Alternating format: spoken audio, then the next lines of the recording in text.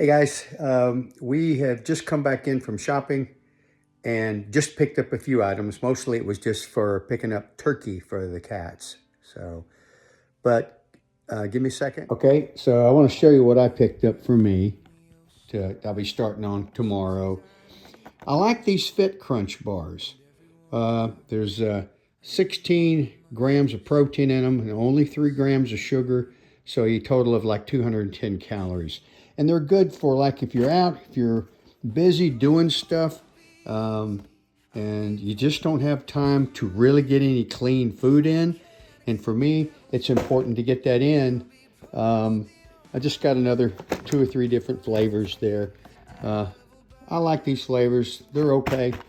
But, really, I do it for the quick packaged eating. And it's handy to do. Everything's not organic, although I really like these collagen peptides. They're good for strengthening up joints, which... Okay, guys, so I have a special scripture that I want to read. It's from the New Testament. It's from Ephesians chapter 6, verse 12. And I've always loved this scripture because to me, it really tells us a lot about what we are dealing with in our lives in the world today. About the things that we're really coming up against. And it focuses on creating a mindset about how we really need to prepare ourselves. So it was written by the Apostle Paul, and it was written to the Ephesians in his letter. So I'm going to read that to you now and ask you to ponder it, think about it, pray about it, consider it. So this is the verse. For we wrestle not against flesh and blood, but against principalities, against powers, against the rulers of the darkness of this world, against spiritual wickedness in high places. That's the verse. Ponder it. And what I would have to say to add to that is be wise.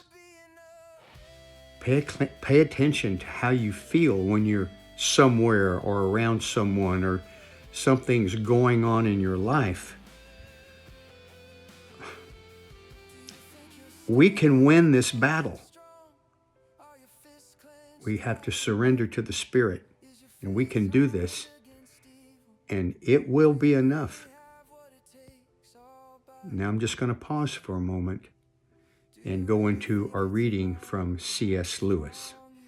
Okay, guys, I have to put my glasses on for this. The print in this book is pretty tiny, and my eagle eye vision is not as good as it once was. So, and this is a writing that was specifically designated for the 1st of February. So it's very appropriate. Oh, happy February, guys. And tomorrow's Groundhog Day. Yay. So hopefully we will have an early spring. Please. Okay. So a little thing about this that I'm going to read. It was from A Slip of the Tongue, or The Weight of Glory. And it was around 1918 that Lewis, he was 19 years old, was hospitalized with trench fever at Le Tréport, France for a month. And that's what this writing has to do with. So to give you some reference, and the title of this reading is Swimming Lessons Are Better. And notice that those cautions which the tempter whispers in our ears are all plausible. Indeed, I don't think he often tries to deceive us, and in brackets, after early youth, with a direct lie. The plausibility is this: it is really possible to be carried away by religious emotion, enthusiasm, as our ancestors called it, into resolutions and attitudes which we shall, not sinfully but rationally, not when we are more worldly but when we are wiser, have cause to regret. We can become scrupulous or fanatical. We can, in what seems zeal but is really presumption, embrace tasks never intended for us. That is the truth in the temptation. The lie consists in the suggestion that our best protection is a prudent regard for the safety of our pocket, our habitual indulgences, and our ambitions. But that is quite false. Our real protection is to be sought elsewhere, in common Christian usage, in moral theology, in steady, rational thinking, in the advice of good friends and good books, and, if need be, in a skilled spiritual director. Swimming lessons are better than a lifeline to the shore. Something worth pondering. And to me, it means it's important to learn and to make preparations, to be prepared. There's something else that I wanted to say today that I've been thinking about.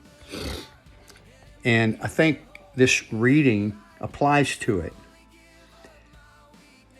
Don't fear the future. Get ready for it. That's what we need to do. We don't need to be afraid of tomorrow or next week or the next 5 years from now. We need to prepare for it. We need to get ready for it. For an example, AI, artificial intelligence. And I'm going to go really in depth into that very soon, because I just want you to know that I'm an experienced writer. I've written a lot. I've written probably 1.5 million words. And during the course of that writing, I learned how to write. And never during that time did I use AI to write for me. I'm not against it. But I'll be honest with you, I hated AI. I was anti-AI. But that was short-sighted of me, because if you go back and think about how the world felt about computers coming, oh my gosh, they're going to take over the world and we won't have any jobs anymore. Well, who moved my cheese? You have to prepare. You have to pay attention to what's going on around us. So AI is here, and it is here to stay. And I know a lot of people are losing jobs because of AI, but more jobs are also being created because people are going to have to learn how to work with AI. And AI is artificial. It is not a human mind. It does have the capacity to change and to evolve and to grow and to learn, to change and to improve and to adapt itself. And there are going to need to be people that are supervising that are gatekeepers of all of that. And that's something that's going to be moving powerfully in our future. But the future is not to be feared. It's to be embraced, because that's the rest of our life. Our future is the rest of our lives. All right, guys, just some thoughts. I love you and I appreciate you. Thanks for being with me on this journey. That's me and the hammer, over and out. Hey guys, here's something worth pondering. How stupid I am,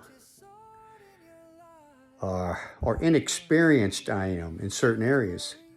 And no, that doesn't make me ordinary. It just makes me stupid. And sometimes we just need to ask questions, to look a little deeper.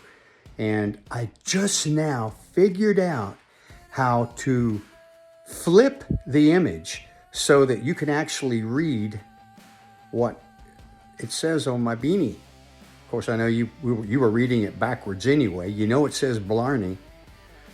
But until today, every video that I've done, I think 143 videos up there or something already, everything's been backwards.